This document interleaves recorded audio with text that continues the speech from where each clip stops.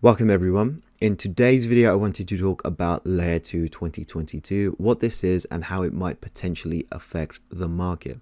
So we all know 2021 was a great year for alternative Layer 1 smart contract platforms. So we saw the rise of BSC, Polygon, Phantom, Avalanche, Luna and Solana. They all did quite well. They managed to basically take down Ethereum DeFi dominance from I think like 80% to closer to around 58%. So they've done quite well there. The ecosystems have begun to mature, and basically the idea behind Layer 2 2022 is that much of that TVL will come rushing back to Ethereum Layer 2s this year as they begin to mature and actually become faster and cheaper than the alternative Layer 1 chains. So I put up a post on my community page. So this was a poll. I just wrote, do you think rollups will save Ethereum from Solana, Avalanche and Phantom? Half of you said no. About a quarter of you said yes. And then some of you said, what are rollups? So I guess I can just do a quick explanation here. I'm not going to go in agonizing depth into what they are. I can recommend a couple of videos just explaining what they are more in depth. So links to them will be in the description down below, but I'll just give a quick overview right now. So Layer 2 Beat is a great website. I recommend it. So all the links, all the websites that I visit in this video, the links will be in the description. So they define Layer 2s as a chain that fully or partially derives its security from Layer 1 Ethereum, so that users do not have to rely on the honesty of Layer 2 validators for the security of their funds. So effectively, a Layer 2 is another blockchain that derives its security from Ethereum. So it will do all of its execution and then post its proofs onto Ethereum Layer 1, where they'll just verify them. So a rollup essentially just rolls up a bunch of transactions, verifies them off chain, and then posts those proofs onto Ethereum Layer 1, where they can be verified by Ethereum Layer 1 validators. So why should we care about Layer 2s, right? Well, first of all, they are cheaper. So I'm on layer2fees.info. So you can see here exactly the costs when you're doing different transactions on Ethereum Layer 2s. So Loopring, for example, to send ETH from one wallet to another, 13 cents. To swap tokens, 69 cents. ZK Sync, even cheaper on the token swaps, and about 19 cents for sending ETH. I mean, if you take a look at ETH right now on Ethereum Layer 1, so if you want to send ETH, almost $5, and if you want to swap tokens, almost $25. So I mean, at the time of recording this video, gas is quite low because, there's nothing to do in the Ethereum ecosystem right now. We're currently in the midst of a bear market, and so activity dies down a lot, and then fees get a lot cheaper. But we can see here, Boba Network, Arbitrum, and Optimism, the fees might be a little bit more expensive here compared to alternative Layer 1 blockchains. But one thing to note about all of them is that they're currently in beta. So whilst they're in beta, they're being throttled, and fees will decrease as this throttle is lifted. So you can see these fees going down, well below 10 cents in the future. Like in a year or two's time, this will go down so much. It will probably be cheaper interacting with like Arbitrum than it will be interacting with Avalanche, for example. And one thing about rollups that is awesome is that the costs are socialized. So the more people that actually use them, the less each person individually will have to pay.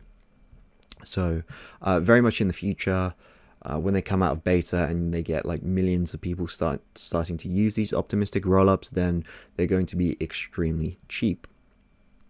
Now, another reason for why we should care is because they are very fast as well. So optimized rollups today are capable of 10-cent transaction fees with up to 4,500 TPS. Certain highly optimized rollups like DYDX can even scale up to 12,000 TPS. I think I've seen somewhere like Nansen put out a report saying that Arbitrum could theoretically scale to about 40,000 TPS. And that's quite high in comparison to other Layer 1 blockchains as well. But you also get Ethereum level security. So this is quite important, and people really downplay how much security actually matters. So for example, listen, Solana block production stalls for hours. Do you remember this in September when the Solana blockchain actually went down and you couldn't do any transactions? This was a big deal. Phantom had a similar problem. So Phantom was subject to a brief blackout on February 25th when block production was halted after 2 validators slowed down the rate of emissions. And then this also happened to Polkadot as well. So the layer 1 blockchain has stopped producing blocks. The last block was generated 6 hours ago. Now the network validators are asked to downgrade their nodes. So whilst a lot of people just ended up not really caring about this, this does matter, and it will matter in the future. Because how do we expect to onboard the institutions of the future if we have a bad track record for our blockchains, right? I mean, the industry is quite rinky-dink right now. I mean, the amount of money locked up in DeFi, I think, is not a lot. So I think it's close to about $180 billion. That's smaller than a lot of companies in the stock market right now. But as we start approaching the trillions for each individual chain, it's really going to start mattering if the blockchains actually work or not, right? There's one thing that a blockchain should never do, and that's stop producing blocks. So let's just take a look into the layer 2 ecosystem as a whole. So layer2beat.com, this is quite good because it shows you, effectively what's going on. So we have Arbitrum, DYDX, Metis, Optimism, Loopring, Boba Network. Just take a look at this, right? So the highest TVL one is Arbitrum, and then DYDX with almost $1 billion in TVL. Andromeda is doing quite well. Optimism with roughly $500 million in TVL, and Loopring here as well. So if we just go down here, a lot of these are still very much only used for payments.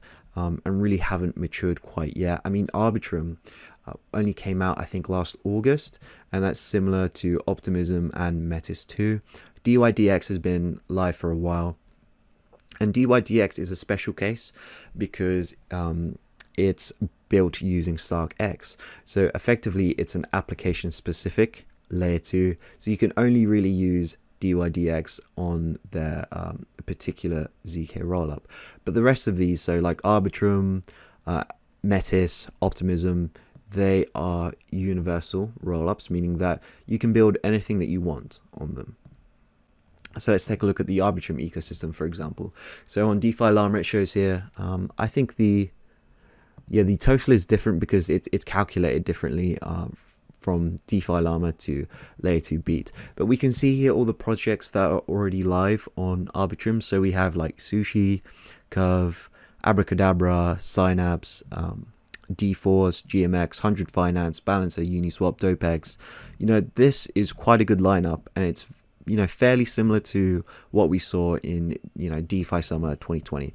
So it's not fully matured yet. There are a lot more protocols that are lining up to deploy on Arbitrum. I know that one thing that really held it back was Gnosis Safe. So Gnosis Safe hadn't deployed to Arbitrum yet, or it's going to deploy soon, and that held back quite a few projects from actually deploying because they need it for their multi-sig. But let's just take a look at Optimism here. So Optimism, fairly small ecosystem, and in fact, it's probably the size of like Avalanche was in July, right? This is the stage we are at right now with Ethereum layer 2s.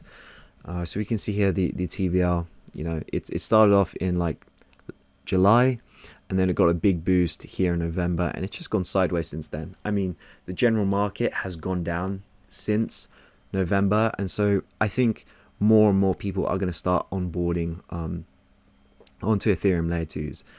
So just taking a look here, most of the projects you have like Synthetics, Uniswap, Lyra, that's like a spin-off of Synthetics, ZipSwap, I think this is like an order book DEX, Perpetual Protocol, so this is Perpetual Futures. Not a lot here actually. We have Curve as well, which makes sense. So basically you can experience DeFi circa 2019 if you want to use Optimism right now. I mean, basically you have Synthetics or Uniswap to use. Now let's take a look at Metis. So Metis is quite an interesting layer 2 ecosystem. From what I understand, it's currently the fastest and the cheapest out of all of the optimistic rollups, and it has one killer feature that none of the others have. It has Vitalik's mom working on the team. And so I think a lot of people are bullish on Metis purely because of that fact. But, you know, they have the basic ecosystem here. I mean, for the most part, they haven't had Ethereum layer 1 protocols move themselves onto Metis. So we actually have native protocols here on Metis. So NetSwap, Agora, Tethys, Drachma, Hermes, like all of these protocols are like new to Metis themselves. So I think, you know, it probably makes sense to start moving some funds onto Metis, because it's currently, I think, the dominant Ethereum layer 2, in the sense that they already have a token that people can rally around, and it's used as gas. And I think, you know, it's the fastest and it's the cheapest. And from my understanding, it doesn't have the 7-day withdrawal period that Arbitrum and Optimism also have. So why will the TVL actually come back to Ethereum? So we've seen that Polygon, for example, in April, it launched a $150 million fund to sort of attract liquidity to its platform. And from what I recall, Matic token, it did really well in April and May time. Avalanche, they proposed a $180 million DeFi incentive program. So this was in August, and that caused an incredible rally in the AVAX token.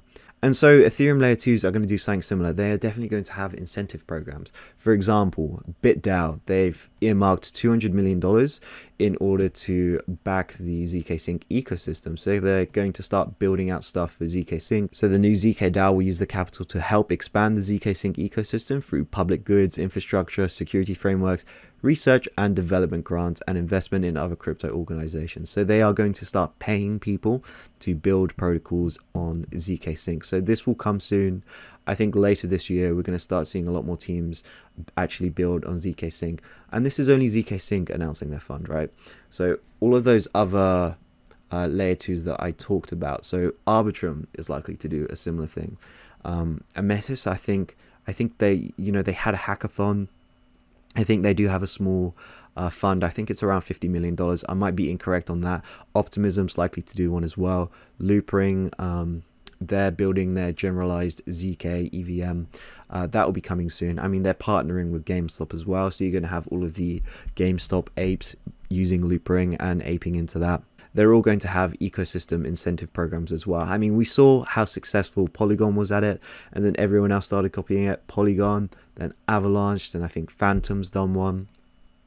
I think HBAR said they were going to do one, Algorand too. So all of the Ethereum layer 2s are going to have incentive programs as well.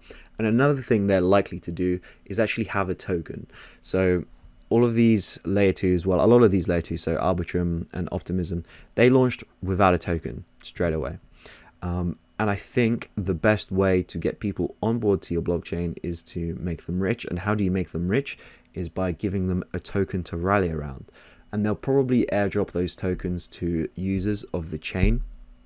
So if you're already transacting on Arbitrum and Optimism and ZK Sync, for example, you'll probably get an airdrop in the future. I know ZK Sync has confirmed they will do a token. I don't know if they'll airdrop it, but it's likely that they will airdrop it to early users, and those airdrops typically do really well. The Ethereum airdrops, for the most part, are usually a lot larger than airdrops we see in other ecosystems. And so when people get those airdrops tokens, they're probably going to start using them as collateral in the DeFi ecosystem. And then as the TVL starts to grow, it will start to attract more and more builders. And as the builders come along and build projects, it attracts more users. And, you know, you see this virtuous cycle, right? And it's going to start to suck away some of the TVL from the other chains. But, you know, my best guess is that, you know, not all of the TVL is going to leave, right? So there are going to be some ecosystems where the TVL is quite sticky. So, for example, Terra, I think the lunatics, they're pretty crazy. They shill UST everywhere. And they have basically a really weird kind of ecosystem, right? It basically all revolves around UST and Anchor. And as long as Anchor can keep up its promise of giving, 18 to 20% APY, and it not actually, like collapse, then I think a lot of the TVL will stay there, because that's easy, guaranteed money, and then you don't have to go to the other chains to worry about doing farming or doing any other DeFi. You can just put it in there for an easy 20% APY. So I think the TVL in Terra will be quite sticky. Binance Smart Chain. So I honestly don't know why people are still using this, because it's not cheaper and it's not faster than the other chains. So with Binance Smart Chain, basically you're either an institution or a pleb still using this chain. So I think the liquidity might be, fairly sticky here. So Avalanche and Phantom, I could see the TVL being ripped away from these quite easily and coming to Ethereum layer 2s. Solana, the Solana DeFi ecosystem isn't particularly great for its Ponzi's. It's not really known there, but it's quite good for its derivatives, so there is still going to be a market there. I think a lot of the value in the Solana ecosystem comes from its NFT ecosystem. The NFT ecosystem on Solana is second to only Ethereum. Like, I don't think the NFTs on any other chains actually even come close to Solana. Polygon, I think the TVL will be drained. Chronos, probably be drained.